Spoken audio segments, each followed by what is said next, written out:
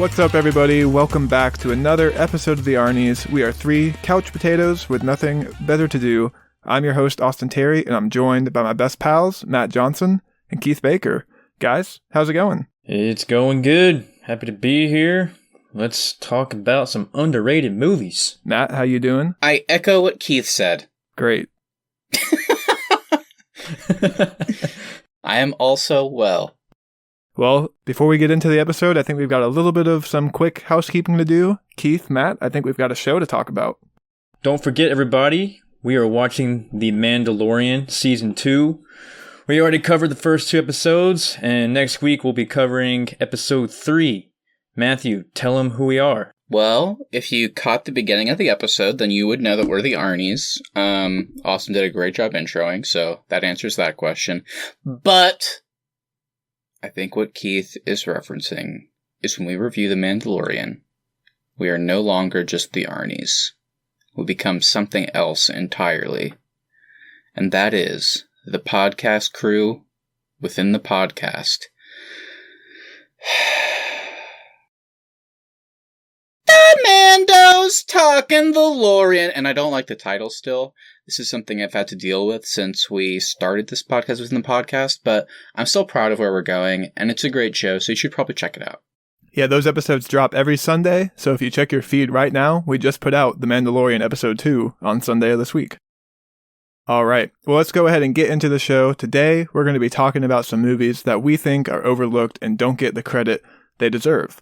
In many ways, these movies resemble our humble podcast. Great performances, fun characters, and for whatever the reason, have flown under the radar of society. Matt, give us some thoughts so we can get into it. Yeah, this was tough.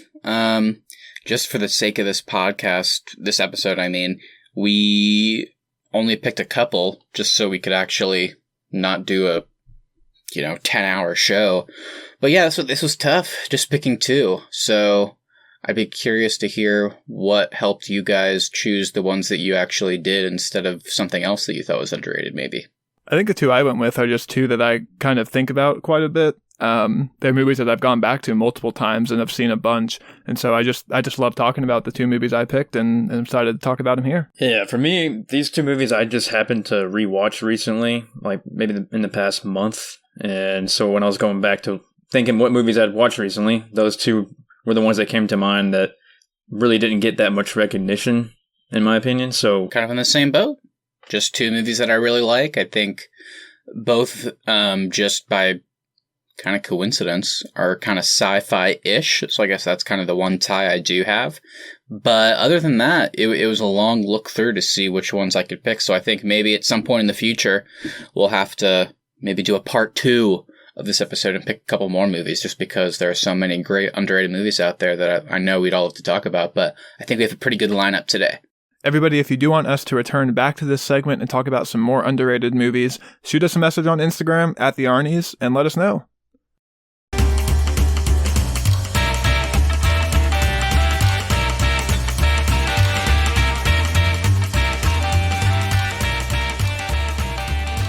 Alright, well, let's get into the bulk of the episode today. Matt, why don't you start us off with your first underrated movie? Cool, yeah. So my first movie is Cloud Atlas. This was a 2012 movie directed by the Wachowskis of course, Matrix fame, and they also went on to produce big hits like V for Vendetta, for example. So this was them back in the director's chair. Also, they were joined by Tom Tykwer this time, and had a huge cast starring Tom Hanks, Halle Berry, Jim Broadbent, Hugo Weaving, Jim Sturgis, Duna Bay, Ben Whishaw, Hugh Grant, and somehow there's even more than that. All that being said, despite all the talent behind it, it was a commercial failure. It was received pretty well at the time, but it did not make a lot of money back. At the time, and it could honestly even still be today, it was one of the most expensive indie films of all time. Cost between 100 and 150 million to make, and it only made 130 at the box office. And then just a fun little fact is the author of the book, David Mitchell, wrote this book, and I believe both he and just the general audience that was a fan of the book considered it to be unadaptable, basically. Like, nobody understood how this could be made into medium outside of a book, basically. But after seeing the film, Mitchell actually ended up praising it as, quote, magnificent, and he was even impressed with the changes the directors made. And before we get into it, just so anybody out there, if you've ever thought about watching Cloud Atlas before I get into all the stuff I love about it, it is on Netflix, so easy to watch if you have that, so maybe go check it out based on what we talk about. So that's my first one. Yeah, the only thing I really know about this movie at all is that I've heard it's 3 hours long with very little payoff. So as someone who is championing this movie, do you think it needs to be 3 hours long, or do you think there are segments that could have been cut, and is there a good payoff if you make it through the entire 3 hours? I think, this is coming from somebody that, I don't know, I mean, we've done a few episodes on this show talking about long movies now that I think about it. Some of the Star Wars, some of those DC movies, to name a few. So we've talked about a lot of long ones. And I think even, honestly, there's probably a few examples on this show of me talking about other movies that stuff just shouldn't be that long. Like, there's just so often stuff that can be cut out, like, so blatantly, at least to me. But this is kind of a weird one. This might be my exception to the rule, because this is 3 hours, and so if you're going to watch this, you need to set aside some time, and it is dense, so it's one that I wouldn't recommend splitting up into pieces. But I kind of think it needs to be this long, because it's essentially juggling 6 different storylines, and it's non-linear. So it's not like the book, for example, would basically tell you one story, move on to the next one, and then keep going. And then once it reached the halfway point, it would revisit each story again. But the movie itself is just jumping back and forth between each story, just multiple times. But the cool thing for me is where... So does it not get jumbled by doing that? Well, yeah. Like, is it hard to follow? And that kind of ties into the payoff question you asked. Like, is there payoff at the end? And I think maybe the first time you watch it, it is like, you do have to pay attention. Like, okay, what's going on? Which storyline is this? Okay. It might take you like a few seconds to kind of like reintegrate yourself into the current storyline. But I gotta say, I mean, I've seen this movie probably 4 or 5 times. Jeez, that's 15 hours. Yeah, I get something new out of every watch, and there is payoff. And the way they maneuver through each storyline, they jump back and forth with purpose each time. After it goes on for a while, you really do realize, oh, they're not just jumping back to, like, change it up or get variety. Like, they're jumping back to continue a certain theme that was picked up, or just like a character beat that was like just happened in a different storyline, and they keep it going. And somehow at the end of this movie, they tie together 6 stories that happen over, I'll get into a bit more of this in a bit, but they happen over completely different timelines with completely different characters, seemingly unrelated. And the way at the end it ties it all in a bow, and this theme of love and just human connection and all that. I don't know how they did it, but I mean, I cried at the end whenever I first watched it. And like, there was like some teary-eyed moments throughout, but once it actually got to the end and I understood what they were trying to say and kind of, just to use the same word, what the payoff was, I was like, wow, it really hit me. And every time I've watched it since, I just get something new out of. So yeah, weirdly, I think it somehow works better being kind of this long 3-hour epic, and I certainly do think that there will be payoff for those watching it. Nice. Well, do you want to tell us like 1 or 2 of like your favorite things about this movie? Sure, yeah. So like I mentioned, kind of the whole, I suppose, gimmick of Cloud Atlas is there are 6 storylines, and I mean, they're just completely different. For example, the first one, the earliest one, is just about this lawyer who's at sea trying to get home in the early 1800s. And there's a lot more to it than that, but that's pretty much the story. And then Does you have it all one take place in the 1800s, or is it spread off across multiple time periods? Yeah, so when I say 6 different stories, it's not like, I guess it's not like, for example, like Crash, which is like following different stories and characters, but in the same time, this is, yeah, so like I said, you have that 1800 story. You also have one that takes place in like 2100 cyberpunk South Korea. You have one that takes place in the, who knows what it is. It's so far in the future that people barely speak English anymore. They have a broken language and they're being hunted in the woods and stuff like that by other humans. And yeah, so they're completely crazy and different. And I think it works because it's so jarring. Like, how are these even remotely related to each other? So it makes it even more interesting when you find out how by the end. But anyway, yeah, so like I was saying, I'm trying to think of an example, but I feel like with stuff like this where you have characters interacting and different kind of storylines like this, it's kind of predictable how they might interact. And it's like for example, whenever you first watch it, you go, oh, maybe that character is related to the next storyline's character. Like that's how, they would be intertwined. But I really like how this movie does it. Like just to give you guys an example without spoiling the movie, or for example, but like I mentioned that 1800 storyline with that lawyer. So he's at sea, ends up getting really sick for unknown reasons, and starts journaling his experience, essentially. And then almost 100 years later, in a different storyline, a young pianist is working for a composer and is struggling to kind of come up with his masterwork.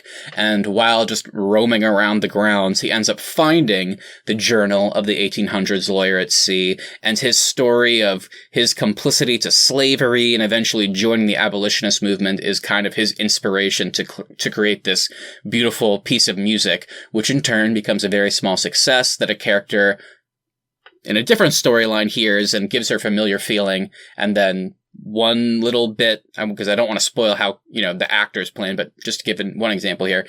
In this case, the character is played by Halle Berry, who played a different character in that pianist story that heard it while it was being composed. And now she's also playing the character that walks into a store and just hears it playing and is like, oh, this sounds familiar to me. So this kind of gives you guys and the audience out there some of the ways that these stories interact and how the different actors playing parts kind of play a role into the actual story itself. And I think as the movie goes on, that those connections only get interesting and certainly more moving from there. That pianist piece almost sounds like something out of... Have you guys seen the show The OA on Netflix? It recently got canceled, but... Yeah, I saw the first season of that, yeah. That show also takes place across a couple different time frames, but there is like an overarching violin theme that plays throughout the show. And it's a very beautiful piece of music as well. Yeah. No, that's awesome. That's awesome. So the last thing I'll say before anybody else wanted to jump in. So I just think, I guess I've already touched on it a bit, but this film is just, to me, just it's absolutely masterful when it comes to storytelling and structure. The way it maneuvers through 6 time settings from the early 1800s to the far future while still somehow connecting all these characters, motivations, themes, and feelings of human connection and love is just astounding to me. The cast, like I mentioned, play multiple characters throughout these stories, and it actually has a purpose. Like, they're meant to embody various stereotypes across different time periods, while sometimes defying those roles and sometimes, unfortunately, being a bit of a slave to it. And at times, they just play seemingly random supporting characters, but it's kind of cool because in a lot of cases it's against type, and it gives them, through CG and makeup, a lot of the cast to play different races and genders. The directors actually referred to this aspect as the, quote, continuity of souls, which I thought was just a really kind of badass term. But just for example, it's pretty cool seeing America's sweetheart Tom Hanks playing a brief role in one of the stories as a violent British gangster. So, oh yeah. Yeah. So the score and the main theme along with that also feature in each story, like we talked about, and kind of helps with the passage of time. So with it being so expensive, where does it seem like that money went? Did it go to these big name actors, or is it like a visually well-made movie? Like, does it hold up over the years? What do you think? That's a good question. I would have to assume it's just because a lot of it, especially in the later storylines, does rely... It's not like it relies on CG. I don't think it does, but a lot of the backgrounds, for example, like they completely build like a city, essentially. It's just very vibrant backgrounds that I think rely a lot on CG. So I think the visuals are a big part of it, but they do still hold up. Like, it's only... I guess only is kind of a weird term for CG, because we've talked about movies on this show that came out a few years ago that already don't look very good. But yeah, it came out 8 years ago, and for me, it really holds up. There's some bits of like makeup on actors and then using some CG to help with that looks a little iffy now. It's like, it doesn't look so good. But other than that, like the actual visual aspect of the movie in terms of the backgrounds and action and some of the stories really holds up for me. So I'd have to imagine that most of the money just went to creating those worlds, similarly to what the Wachowskis did for The Matrix. There's lots of similarities there. Yeah, I don't imagine it was like an actor's thing, but it's just such a huge production. Like, each of these 6 stories feels like if they had spent more time with it, it could have been its own movie. So the production value of each of these stories is kind of through the roof. So I would have to imagine that's kind of where a lot of the money went, unfortunately, leading to one of those classic instances where if you're going to spend that much money, then you got to make a lot more at the box office. So they weren't able to do that. Where do you think this movie got lost with people? Do you think it was the storylines that was just like too confusing for people to follow? Or was it the length of it? Maybe people just got bored with it? Yeah, why do you think it tanked at the box office? Yeah, it's a good question. It's hard to say. I think... I remember when the Comic-Con trailer came out, and it was a huge hit. It was one of those things that people saw. It was just like this 3-minute plus trailer, which was kind of a lot longer than the other ones we were getting. I was like, what is this? This looks really interesting and really compelling. And honestly, it was exciting, but it was one of those things where once the movie comes out, you just don't go see it. And I don't know. It got decent reviews. It didn't get great reviews. So I think maybe that was part of it. Maybe you're intrigued by one of these trailers, but then the movie comes out and it's like, oh, you kind of got middling reviews, and maybe I'll just wait for it to come out. I think that was part of it. I was actually reading what some of the cast had to say about the movie, and it was actually a really interesting read. The entire cast just gushes about the movie even now. Someone just recently asked Tom Hanks in an interview his thoughts on Cloud Atlas, and he was like, I don't watch any of my movies. I just am not one of those actors. I've seen Cloud Atlas 3 times. I get something profound out of it every time and something new. And all the actors just gushed about it. Hugh Grant was the one that said that he just thought it was an absolutely amazing experience, loved working with the Wachowskis. But for him, he was like, anytime it seems like I work outside of light comedy, it just has a hard time finding its audience, and he thought Cloud Atlas was no exception. And I think it's just hard to sell. I think the trailer certainly sold some of the love aspects that happen in some of the stories, but I mean, there's so much other cool stuff. It's you go from a love story to a cannibal chasing Tom Hanks in the year 3000 plus in the far future or something like that. So there's just so much going on. I think maybe if it had been a TV series, maybe in some ways it could have been an easier sell. That's what I was going to say. It seems like with this many storylines, it'd be more suited for TV than a movie. Yeah, I think once you guys check it out, you might understand why they went movie form. But I think to answer that question, I think it was so hard to sell it. And once you spend that much money, you gotta find a marketing team that can somehow do it. And no discredit to them, because obviously it was a hard task, but it just couldn't really find its audience. It didn't do great in theaters. And then after that, it kind of just it's not even one of those things that became a cult hit, I don't think. I don't really think people really found it even after the fact. It does sound like finally going to Netflix within the last couple of years, it has started to find an audience. That's where I discovered it. And I think a cult audience could be forming, and people are finally seeing it. Netflix, people make fun of Netflix, but the one thing it does do is you can see movies that you never would have seen before, because it's I can watch it at home now. So I'll do that. And so, like I said, I'd recommend people check it out, because I think now can be a time for it to find its audience. It can't make its money back, but maybe, it can at least give people enjoyment that it was trying to all those years ago.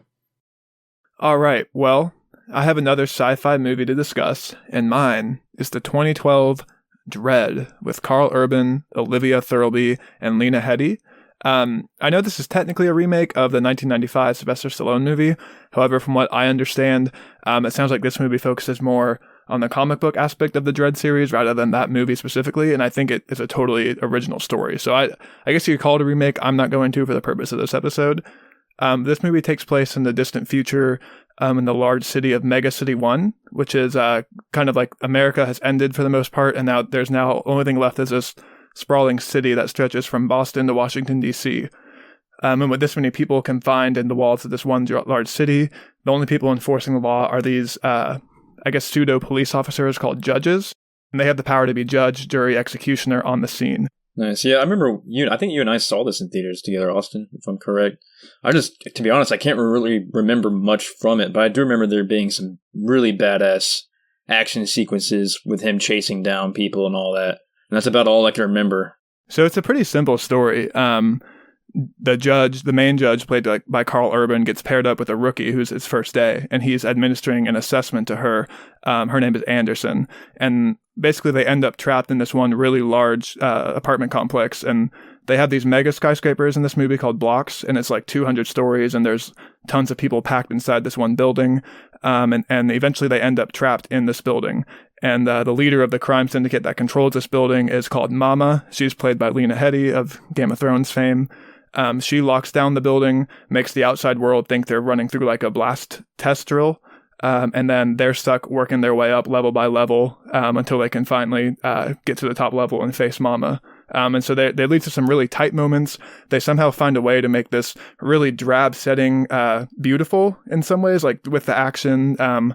It's kind of hard to explain, but this building like has an opening all the way down the middle. So there'll be camera shots where they're fighting across the building, and you'll see like these really cool flashes of light, the way they angle the shots, and it like lights up the building, and it's a really well shot and well made movie, I think. Yeah, I remember. Wasn't there something in there called like you might have said it, the slow-mo drug or whatever? Yeah, so that slows things down. So the Mama gang is the manufacturer of this drug called slow-mo.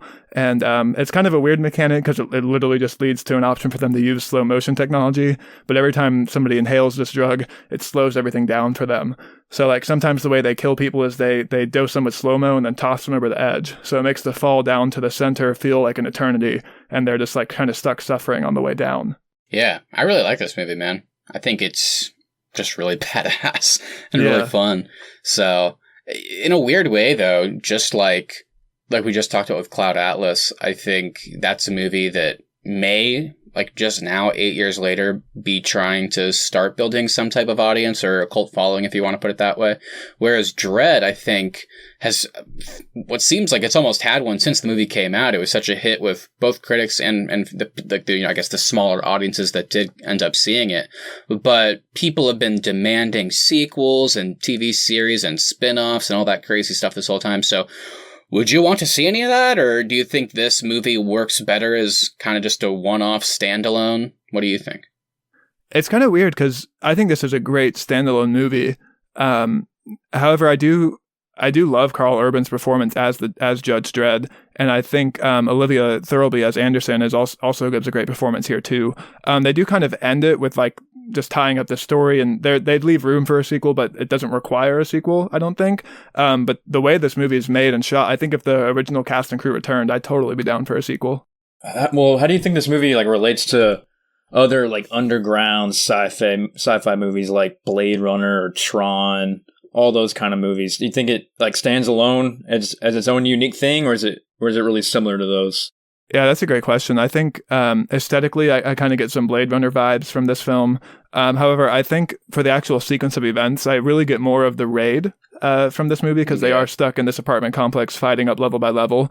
But then soundtrack-wise, I get Tron for sure. I also think this is a really underrated soundtrack as well. I almost put it in our movie scores bracket back when we did that episode as well. Yeah, I actually had to weirdly go back. I had the same thought with Cloud Atlas. Whenever I was watching that, I was like, how the hell did I not put this in our movie scores? Anyway, yeah, I think this movie does have like a really cool, it takes a lot of the best elements from a lot of other movies and really makes it its own somehow, which is certainly appreciated. And I think, and I kind of touched on this earlier, but one of my really favorite aspects of this film is the fact that it is Anderson's first day, and Judge Dredd is giving her an assessment. So he sets up the rules like, if you make a wrong call, you fail. If you lose your weapons, you fail. All that sort of stuff, he sets it up. But then throughout the movie, he's constantly having to say, Anderson, what's your judgment? And then she has to read out a piece of the law and give an order like ISO cube or this warrants execution. So because they have to do this throughout the movie, it really doesn't cause it to feel like they're just overpowered police officers. Like it makes them feel like they are actually legislators, but then they also they know how to work the dynamics of both angles as well, if that makes sense. Yeah, I haven't seen it in a while. I definitely need to rewatch it, but I do remember there were some actual interesting aspects to the whole policing, because it certainly could have just been really gross, the whole judge, jury, executioner thing. Like, how am I supposed to root for these people? But at the very least, they're not villains, or at least they don't seem like they are. Maybe if they had done sequels, they could have got into that more. But yeah, I think you're right. They do actually do what policing is in this world, which is obviously a whole thing. But at least it wasn't like, this person walked in front of me, just like shoots them in the head. It's not like that. Yeah. Like, it's not that kind of judge, jury, executioner. At least this world, I guess what I'm saying is, at least the world had rules that they stuck to, which was certainly, I think, made it better to watch. And they kind of established those rules too in the opening scene. There's an opening scene with a car chase and Dredd on a motorcycle, and he knows that these people are manufacturing some drugs, so he's chasing them. But he doesn't use any lethal force until they run over a pedestrian, and then he radios back to HQ and says, "They just ran over a pedestrian. I'm now going into lethal force," and then he takes them down afterwards. So like right off the bat, they set up these rules, and then I think they do a really good job about sticking to them for the rest of the movie. Nice. And then also just the aspect of this being stuck in this apartment building really does lend to some really tight, tense moments. There's some great hand-to-hand scenes. There's really cool shootout scenes. One of my favorite scenes is the Mama gang ends up setting up 3 Gatling guns on the other side of the floor across from them, and then they shoot out across this opening. It levels an entire block of this building. But then the way they film it, there's so many different angles that while they are, causing so much destruction, it still ends up looking really beautiful just because of the way the lighting pans up and down the building, and the way they use camera angles here is just so cool, I think. I completely agree. Honestly, a movie like a lot on this list that I think just impressed, and it kind of became more than people expected. Like the cinematography in particular was just insane in like a really great way. And I think on the surface, it just seemed like it was going to be this dumb, cheesy, fun action movie, but it was so much more than that for sure. How was Carl Urban's performance in this? I can't really remember him too well from it. He's really good. I think just by the way the character is designed, because he has this weird helmet, it really kind of could have been anybody in this role. Yeah. He doesn't have to do anything extra with the character. And the way Judge Dredd is he's just this like stone-faced guy who's really bought into being a judge. So he doesn't really have a whole lot of character arc to go with. But for what Carl Urban's given, I think he does a great job. And this movie also did lead to one of my favorite exchanges on Twitter in the recent couple of months. I don't know if you saw this, but Duncan Jones, who directed that shitty Warcraft movie, tweeted at Carl Urban saying, "I think Josh Brolin would make a good Judge Dredd." To which Carl Urban replied with a screenshot of the Warcraft's Rotten Tomatoes score, which was a 28%. Weird. Yeah, Duncan Jones. Not so good anymore. Moon was cool, but that's about I think he did Source Code too, that weird train movie. Oh yeah, he did. And then he did Warcraft, and he did that movie Mute on Netflix. Ugh. Suffice to say, most of his movies would not make my underrated list. Mute was a weird movie. Mute was terrible. It was terrible. Yeah. Anyway, we'll talk about shit movies another time, but yeah, Dredd, definitely, like Austin, definitely recommend to people that haven't caught it yet. I want to rewatch it now that we've hyped it up. It's not going to break any awards or shatter the way you think about filmmaking, but you're going to have a good time for an hour and a half, so... Let's get into The Grey. So let me ask first, have you guys seen this movie, The Grey? Mm-hmm. I've seen it once. I've seen it probably 2, maybe 3 times. Yeah, so Liam Neeson plays this, I guess you could say like Canadian guy, I think. Irish guy. He plays like an Irish guy named Ottaway. I mean, he can be Canadian or in Alaska, doesn't matter. Yeah. Liam Neeson is still, I don't know what. Yeah. It's hard to tell sometimes with him. I guess he plays an Irish guy, but his name is kind of Canadian. Anyway, he plays this... While you're explaining, I gotta look it up now. I gotta look up what his character's name is. You go ahead, though. He plays this sniper who pretty much protects this like oil refinery in Alaska from like wolves and other animals from attacking the workers there. And so him and some other workers, I guess, they get on a plane and they're commuting back to their hometown or home cities or whatever. And the plane hits a storm. It crashes in the middle of the wilderness. And then one by one, they're being pretty much like picked off by these crazy Alaskan wolves. Like just these scary, beastly wolves. And they're picking them off one by one. They're going through the woods. They're starting fires. They're falling off cliffs. I don't want to give away too much if you haven't seen it. I don't want to give away like too much of what happens, but that's basically the gist of it. I just thought this movie had some good acting in it overall. Liam Neeson, I think, people give him a hard time because sometimes they just think of like Taken and all that. But I thought he played a pretty good part as like the leader of this group. And I think the other actors, Frank Grillo did a good job of playing Diaz, and you have Dermot Mulroney, and you have Dallas Roberts from The Walking Dead. Yeah, it's almost like a hard R, The Call of the Wild. Yeah, exactly. It's not your typical wilderness movie. It's like you can almost maybe describe this as like a horror movie in a way. There's definitely a lot of like jump out scares. Yeah, I definitely remember when I first saw this movie being really surprised at how tense it makes you feel and how you kind of are on edge throughout this whole movie. And it is also just like kind of a fun survival story as well, because Liam Neeson is forced to go through the elements, these animals, like you said, and he doesn't really have a whole lot of supplies, so he's kind of stuck on his own in the Alaskan wilderness.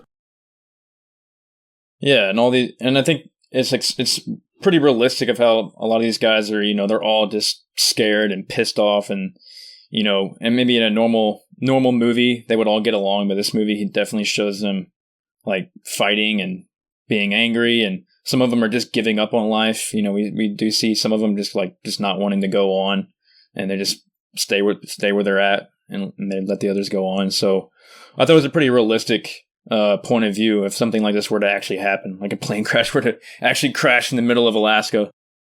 Yeah, no, absolutely. I think this is just such a awesome movie. And I think similarly, I guess this is kind of just a thing with underrated movies. I think part of it is you're probably, at least to some degree, surprised when you see it. I know I was certainly surprised because I don't think I was alone here, but I feel like this film almost famously had just such a silly trailer, and maybe it's just because of the concept, but it defied like preconceptions made because of its trailer. And at the time, January release dates were just like a dumping ground for bad movies, so everybody made fun of it. It was like the Liam Neeson wolf movie, but it turned out, like we said, to be a pretty big surprise. So in what ways, do you think this film took a really goofy premise and made it something like serious, emotional, violent, satisfying, all those things? I guess because they were all just fighting for their lives, really, and a lot of these guys, it was kind of like established from the beginning of the movie. A lot of these guys were kind of fucked up people too, like alcoholics, divorced, didn't have a relationship with their kids. Liam Neeson, his wife had passed away, so he was constantly like dreaming about her, and that was kind of a frequent underlying theme for him. Like he was trying to fight for his life, but at the same time, he was also ready. He was ready to die as well if he had to. But he was fighting. I think he was fighting more for the guys that he was with more so than himself. Because there was definitely some times where he was like, "Fuck this! I give up. Like, just kill me." Like he was just gonna let the wolves have him. But I don't want to give away the ending. But y'all know what happens. I think this film also does a good job of kind of getting you to buy in from the very beginning. Like they do a good job of setting up the stakes of where they crashed. And then also, like you said, Keith, everyone here is battling internal demons as well as these wolves. So you do kind of find yourselves rooting for a lot of these people.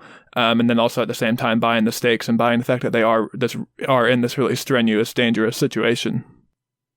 Yeah. Mm-hmm. And it also did a really good job of showing how it really is out there. Like we have it pretty cushy in our cities that we live in, but it shows like how wild the world still is in some parts.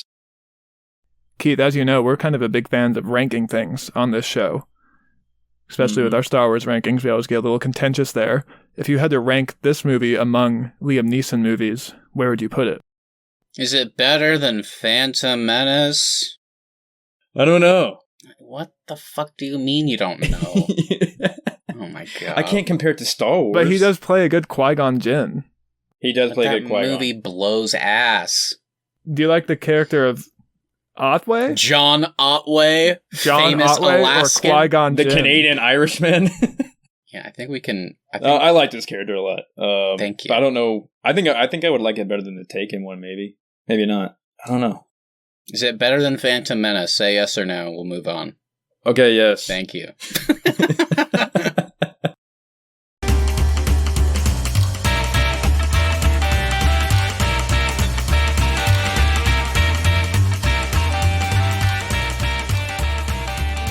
So my next one, got another sci-fi for you. We're going back to the 90s for this one. So we're going to do Gattaca. This was directed by Andrew Niccol, starring Ethan Hawke, Uma Thurman, Jude Law, and some other fun people scattered throughout.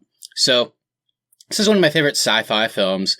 And not only that, I think it's a lot more accessible than something like Cloud Atlas. So whenever people ask me for random recommendations, I usually throw this one out there. I don't really know why. I just really like it, and for whatever reason, I want other people to like it. So I usually recommend this one. But this is a pretty cool movie. I don't want to say too much about the plot, because the way this movie is structured, I feel like you can preserve a lot of the story beats if you just watch it. The bare bones plot is Ethan Hawke plays this character Vincent, and he's always dreamed of going to space. Unfortunately, he lives in a world where people are less and less being bred naturally, and they're kind of just being created through eugenics and just taking bits and pieces of the parents' genes and just, making them better. Like, you kind of like eradicating disease, making sure they live as long as possible, making them just genetically superior in most ways. Like Krypton and Man of Steel. Yeah, honestly, yeah. There are elements of the whole Man of Steel Krypton aspect, yeah. And so that's kind of the world we live in here. Unfortunately for Ethan Hawke's character, he was bred naturally. So he's supposed to die early. He's prone to illness. And I guess kind of like in the real world, because of that, because he has all these issues, they're not going to let him go into deep space, right? So that's his dream. So the movie kind of follows, once he decides to leave home, kind of like, how am I going to achieve my dream? What am I going to do to be able to put myself in a position to work for this company, Gattaca, which can send me to space? So that's all I'll say. Because I feel like if I say more, it's just going to go, it could ruin elements of the viewing experience. And of course, I'll say that he meets characters played by Uma Thurman and Jude Law along the way, who are both genetically superior characters in this world, and it's kind of, the movie goes into his relationship with them being somebody that isn't, and how he can communicate and befriend them in certain ways that might be to his benefit. So that's all I'll say. So that's kind of the plot. I've never seen this movie, but I did check out a few trailers before this episode, and maybe it's just because of the way these trailers were shot. They do have that really cheesy voiceover that they used to do for 90s movies, but I did get some serious Minority Report vibes from this movie. Does it do anything to kind of separate itself from these like late 90s sci-fi movies, or does it run in the same vein as those? Yeah, I've only seen Minority Report once, and I didn't love it. But I think what I like about sci-fi like Gattaca, and I think the way it sets itself apart, and I think honestly it's the reason, probably my favorite thing about it, is because at the very beginning of the movie, they just say that, they have a title card that says "the not too distant future," and then the movie just starts. And the fact that this, future, they don't ever say when it is. They don't give a year. But now we're in 2020. This movie was in 97. Somehow, this future feels relatively realistic, considering when it was made. Like, it's a universe where missions are going to space daily. Like I mentioned, babies are being bred for perfection to live longer and hopefully eradicate disease, and genetically superior donors can offer their cells and, lifestyle aspects, in a sense, to those created naturally as a means to let them live a different life. So none of that stuff, especially when you watch the movie, feels too far out there. It's definitely the future, but it kind of feels extremely possible. And the fact that they set a story in that kind of sci-fi world is what separates itself from me. Whereas I feel like a lot of movies in that time, and just in general when it comes to this genre, really just go balls to the wall. They go completely out there, which I love sometimes, of course. But I think this more realistic, down-to-earth aspect that feels timeless in a way. When you, even like I said, when you watch it now, all these years later, it somehow feels still like, it's just the future that's just slightly far off. And I love that. I love that they were able to make a movie like that. So do you guys kind of prefer that more realistic sci-fi that feels attainable like me, or do you like more the just crazy, just completely out there stuff? I think it depends if it's done well. Whenever they go all the way out there and it's done super well, I love that sci-fi. That kind of makes you rethink the way you think things. But then also when they find a way to make it grounded, like movies like The Martian or Interstellar, like whenever it does kind of feel a little bit grounded. Also comes Ex Machina, yeah. Whenever it does actually feel grounded in reality and it feels slightly achievable, I think that kind of is where people get inspired by sci-fi. So I like both aspects of it. I think it just depends on how it's done. Absolutely. I was going to say, yeah, I'm with you, Austin. Yeah, it just depends if they do it right. Sure. It could be something like this that's more realistic, and then you can do something like, I don't know, well, like Star Wars, I guess, which is pretty out there with some of the stuff they do. Mm-hmm. And that's like on the other end of the spectrum. Yeah, you never know if you're transporting some lady's eggs across the galaxy. Some frog lady's eggs. Check out The Mandalorian, Season 2, Episode 2. We just dropped for more on that. I also watched some trailers for this. This one... Yeah, I feel like this movie would make you think along those lines of is this possible? And that kind of has that theme from like The Boys too, with like Compound V.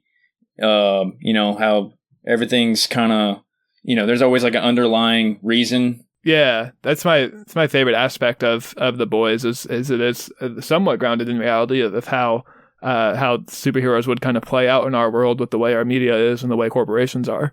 Yeah, because they're genetically created and modified, similarly to I suppose what you would call the elite in the world of Gattaca. So yeah, there are some cool similarities, but another element, and I know you guys know me well enough to know I love when stuff like this is injected. So everything I just said kind of sounds like it could be a movie on its own, but they add a lot of really interesting stuff that kind of isn't necessarily just sci-fi, which makes it even of a cooler watch for me. So kind of in the midst of all this cool stuff, we still have a film with a central murder mystery and absolutely amazing character development, interaction, and reveals. But the film follows a nonlinear structure of him leaving home, starting this menial career, and trying to find a way to change his fate so he can achieve more than he was ever meant to. And like I mentioned, he meets Uma Thurman and Jude Law along the way, and although they play genetically perfected characters, in certain ways, they weren't able to achieve that high level that is set aside for the elite. So like they were bred to be the best, and they're finding themselves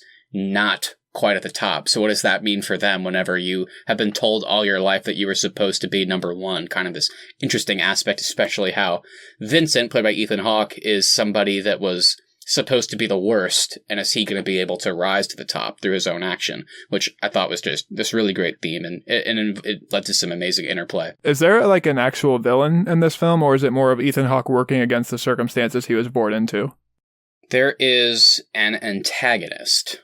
Definitely not a villain, definitely not evil, but there is one character in particular that, especially as the movie goes on, I guess you could say, in some aspects, could potentially stop Ethan Hawke from achieving what he's trying to.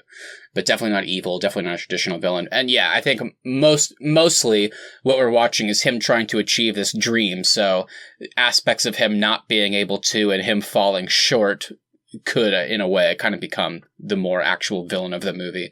And so yeah, I just love that this movie deals with mystery, defying fate through incredible personal effort and sacrifice, great character moments like I mentioned, and while these elements aren't always necessary or even present in a lot of sci-fi, I really do appreciate that this movie kind of makes an effort to do more and say something about achieving your dreams, which, again, I like when they take just... I guess a lot of sci-fi and even other genres do this, where they take just these standard messages, but really kind of repackage it and repurpose it into something really beautiful that makes sense in its own genre. So do you guys appreciate when stories do more than just fitting into their genre? Yeah, I kind of do, because if every sci-fi movie just stayed within the sci-fi realm, then I think they would all kind of start to feel similar. So I kind of appreciate when movies go for it and try to expand the genre by bringing in inspiration from other genres as well. It's kind of like what we talked about with Dredd, where even though that is set in a sci-fi world, we still get elements of like The Raid in that movie, which isn't a sci-fi movie. It's just kind of more of a beat-em-up action film. So I kind of appreciate when movies take inspiration from other sources and blend it together into the story. I think it's just cool because like... in a lot of sci-fi movies, they focus on the world and the world building in a lot of ways, whereas this one does that too, but it also gives you this really human character with like the most human goal, which is like our main character is just trying to achieve his dreams, and the world he lives in, the way he was born, he isn't set up to do that, obviously. Ethan Hawke is a white man, so I want to say that there are connections to real life here, but not really, because he's white. But you guys know what I mean. It's like he's trying to do everything he can to... He wants to basically he wants the advantages of the elite so that he can achieve his dreams as he can otherwise. And it's like, how is he going to do that? So there's just such like a rooting for aspect for this main character and this crazy sci-fi movie happening in the background, which feels so different to me. So it's one of the things I love about it, like I mentioned. So before we move on, I gotta ask, this is a 97 movie, and you know I'm not a big old movies guy. How does it hold up? Is 97 old now? It is now, yeah. I guess. Especially for a sci-fi movie. But how does it hold up visually wise, dialogue wise? Does it feel cheesy now, or does it still hold up if we watch it today? Definitely not cheesy. The dialogue really holds up. I mean, it's really mature, a lot of the stuff they're talking about. And like I mentioned, the story itself, him doing anything he can to achieve this goal? Like, what lengths will he go to? And the fact that it's kind of in a non-linear structure, kind of like, oh, okay. So, like, you know some answers before you get the actual reasoning and how it happened, which is kind of cool. So, but yeah, in terms of how it holds up, actually kind of similarly to Cloud Atlas, it's not like a lot of the budget went to making things look cool, if that makes sense. Like, there's not a lot of action or anything like that. It's just a lot of the CG and a lot of the visual effects go into the background. But even then, it's just they took modern technology and just made it look a bit different in a way. They just like there's a lot of sets in this movie. A lot of it feels practical. So cool. Yeah, I think it holds up in that sense, because it's not like there's just a lot of shitty CG or anything like that. And the character stuff certainly holds up. So yeah, I think pretty much it really did. Like I said, the really cool thing about Gattaca is now we're 23 years after it came out, and at the beginning when it says in the not too distant future, it's like, okay, like I'm going to have to like, suspend my disbelief, because obviously it won't feel like that anymore. But when you watch it, the first time I saw it was in high school, and it always felt, oh, we're going to be there in like 5 years. And then now watching in 2020, it's like, we're like 5 years off from the Gattaca. It's cool that it's kind of timeless in that way. There are some like silly moments, like for example, like in their office, their computer stations. I think in the future they would be like these huge screens, and they still have cool elements, but ultimately they kind of do feel like keyboards ish at that time. So it is kind of like, okay, that doesn't really hold up, but it's just little stuff like that they couldn't have known or helped. But definitely would recommend this one as well. So check it out. All right. Well, the next movie I want to talk about is 2013's The Way, Way Back. This film stars Steve Carell, Toni Collette, and Sam Rockwell. And we also have Liam James in the lead as Duncan. And this is actually a pretty simple story. The main character is Duncan, like I mentioned. He's a young kid, probably like 13 maybe. His mom, Pam, played by Toni Collette, is dating Steve Carell's character, Trent. And their small family is on their way to spend the summer at Trent's beach house on, I think it's the coast of New York. So Trent is kind of a jerk to Duncan, but he does it whenever Pam isn't watching. So his mom doesn't really see kind of the relationship that they have. And like, for example, the movie opens up with Duncan and Trent having a conversation where Trent asks him to rate himself. Duncan says, maybe I'm a 6. And Trent goes, I think you're a 3. So that's kind of how we establish their relationship. And it is really a simple story. He's stuck, in this beach house with this shitty mom's boyfriend. He's got a family living next door who also has a divorced mom raising these 2 kids who she's kind of more of a nicer character, but she is kind of like drunk all the time. And she's also kind of a dick to her youngest son. And it's really just up to Duncan to kind of find a way to make the summer what it can be. And he ends up working at a water park with Sam Rockwell's character. And they kind of develop a relationship throughout the summer as well. Yeah. Also, before we move on, quick correction for you, Austin, that I know you guys will appreciate, and I know I certainly appreciate. But this movie was not, in fact, filmed on the coast of like New York or wherever. Do you guys know where this was filmed? Well, they say Albany. Oh, they do? Yeah. Well, I do know where it was actually filmed, though. Maybe that's where it takes place, but it was filmed on the Cod, in Cape Cod. Oh. Because I thought it looked familiar when I was watching the trailer. Yeah.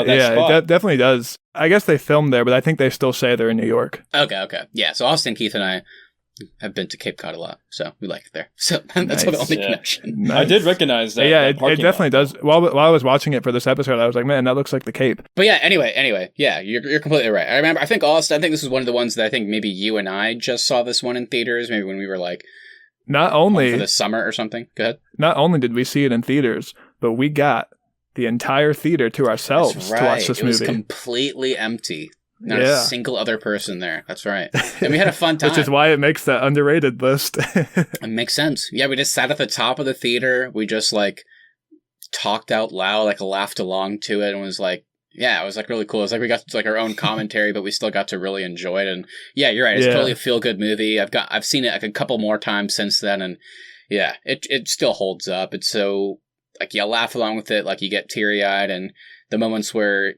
he stands up for himself, you're rooting for him, and then when you watch other characters being assholes, like you just they're so gross, and yeah, it gets you like emotional right where the kind of emotional that you're supposed to be. So it's just perfectly done, I feel like.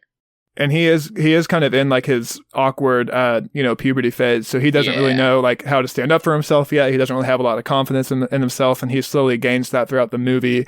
Pam is oblivious to the way Trent and his friends are, and you can just really feel for the kid being stuck in this situation. And he really does do the best he can with his situation. Yeah, since I haven't seen this movie yet, just looking at the trailers and the clips, it kind of like reminds me of like a younger version of Adventureland. I get why you would say that because of like the water park aspect of it. But from what I remember, Adventureland is more of kind of like a college comedy. This one really isn't that. It's more of kind of like a feel-good movie with some really funny elements. The movie I kind of get from this is actually Kings of Summer, because it is these younger kids kind of stuck dealing with their, kind of shitty parents, and they're just doing the best they can with what they can. I think that's an apt comparison for sure. Yeah, absolutely.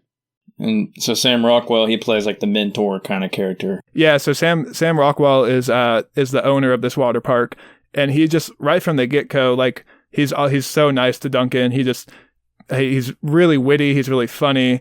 I think this is really one of Sam Rockwell's best performances. He's so charming, so heartwarming, and I really couldn't imagine another person in this role in this film.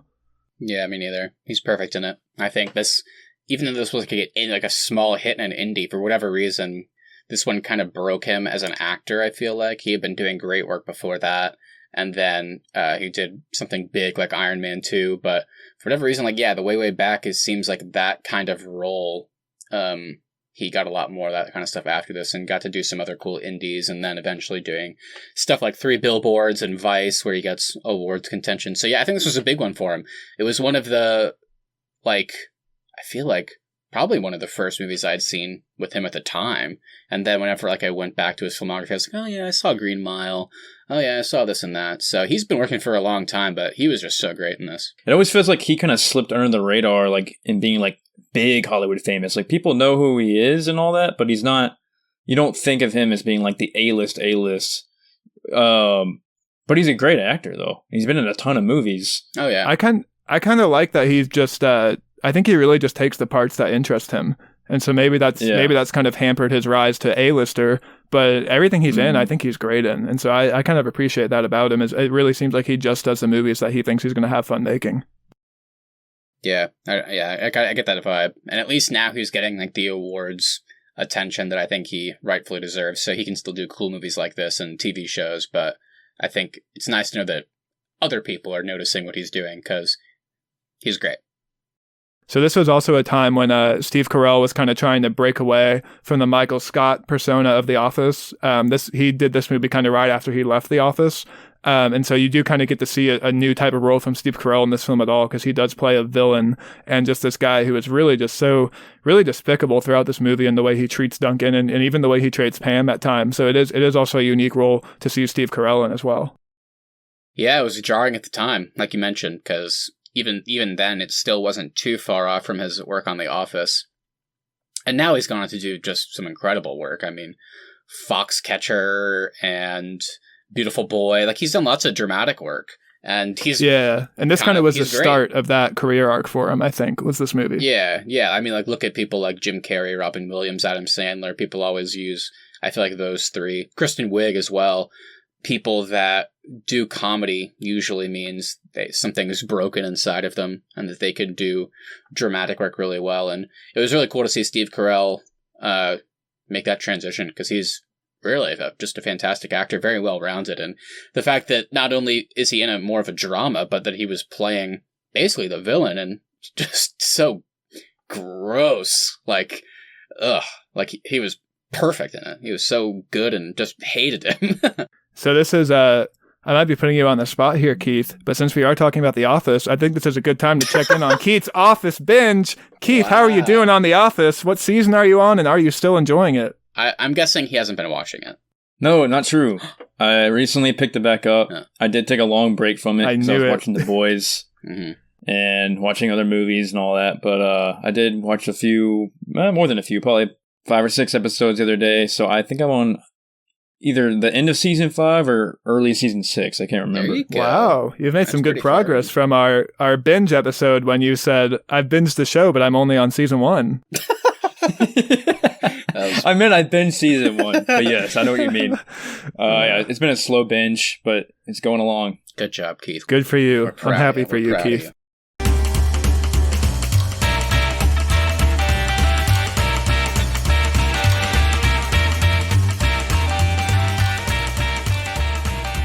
Alrighty, so Matthew, you mentioned Kristen Wiig earlier. I did, Keith. Are you about to bring up a Kristen Wiig movie? She is in this movie, The Secret Life of Kristen Walter Wiig. Oh. So Austin and I have both seen this. Matthew, you have not seen this. Yeah, this is the only one on the list I've not seen yet. Just a quick summary. Ben Stiller plays a guy named Walter Mitty. He works for Life magazine, and he's in charge. I guess you can say he's in charge of putting all the pictures together for the magazine, especially for the cover photos and all that. And so one day, one of the cover photos goes missing. He's looking all over for it. The photographer, played by Sean Penn. He's like the wilderness photographer, so he's always out in the elements. You can never reach him if you need to get a hold of him. Yeah. Exactly, yeah. He's like the National Geographic kind of guy. Anyway, he's always out. He's the one who sends the pictures to him. But the last picture for the last cover goes missing. And I'll say the last cover because in the background of all this, Life magazine is switching to digital, so they're not doing actual paper magazines anymore. So Adam Scott's character comes in. He's kind of like the evil guy. He just plays a dick. Yeah, he's in charge of kind of the transition phase of from print to digital. Anyway, so Walter is missing this last picture. He needs to go find it, but he's the kind of guy who lives in his head all the time. He's always just kind of daydreaming, and he'll be walking down the street and imagine himself like saving somebody from a burning building, and then he just comes back to, and he's just still standing there, just on the street, like just in his head. And it's so cool, Matt, because these daydreams lead to like literally a mundane scene of him walking down the streets, then cuts to what he's picturing in his head of him running through this building, saving this person, diving out the window. Or even when he's interacting with Adam Scott, it'll be a really boring scene of just back and back dialogue. And then it cuts to him like beating the shit out of Adam Scott, throwing him out a window, and then it cuts back. So it leads to some really cool, imaginative scenes throughout this movie. Nice. Yeah. And so he's kind of just a scared, nervous guy, but he has to go find this picture. So he eventually, leaves, or he meets this girl in the office. I forgot about that. He meets this girl in the office, Cheryl, who's played by Kristen Wiig, and she's kind of the one who tells him go find it, go track down Sean, who's played by Sean Penn, and go track him down and find the picture. And that kind of gives him like the boost he needed from her. So he gets on a plane and he goes to I think Greenland first, and he's there. He's talking with people, trying to find Sean, because Sean does not have a cell phone or anything like that. So he's just it's just word of mouth. He's just asking around. And it's really cool too, because there's a transition from normally all the stuff he would be imagining in his head, he actually starts doing in real life. And that there's this really cool transition throughout the movie of now he is actually doing the stuff he dreams about on a day-to-day basis. Yeah. And so, he gets on a helicopter, falls into the ocean. And so from there, he's just going from one crazy scene to another, just doing all these crazy stunts, like jumping off like I just said, jumping off a helicopter. What else did he do, Austin? He goes on a skateboard. He backpacks through Afghanistan, I think, as well. Yeah, that's right. He goes backpacking, and he's he's asking all these people, have you seen this man? He's trying to find Sean still. It's so good. It's just such a good adventure movie. And I'm so glad you put this on here, Keith, because if you hadn't put this on the list today, I would have been talking about it earlier. So this is one of my favorite movies. Yeah, it's great. What I really liked about it is the character of Walter. I think Ben Stiller played an amazing character with him. He's just really relatable. I think all of us can kind of relate to that in a way of just daydreaming, imagining us doing something crazy or wild. Yeah, especially if you've ever had a job that you don't like. You can certainly relate to Ben Stiller's character. Yeah. Personally, I think this is one of Ben Stiller's best movies, and I think the reason for that is he's not playing the typical eccentric character that he does tend to play.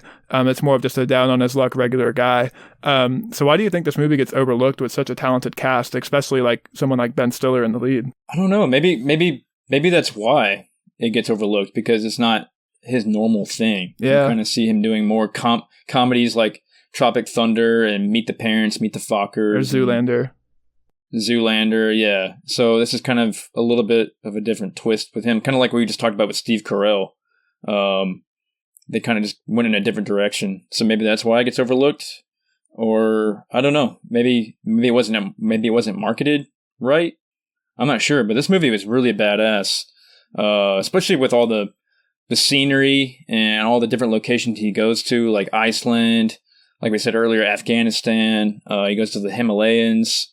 He's watching Sean Penn's character fly on a wing walk on a plane. It's just so many cool. It's so cinematic. It's just so visually pleasing and so cinematic to watch as well. Yeah. It just makes you want to travel. That's the main thing I get out of it, really. It's it makes you want to just drop everything and just go travel. Yeah, I saw trailers for it when it was coming out, and I thought about going to see it and just never got around to it. I believe it came out around the holidays, maybe around Christmas. It came out in, I think, December.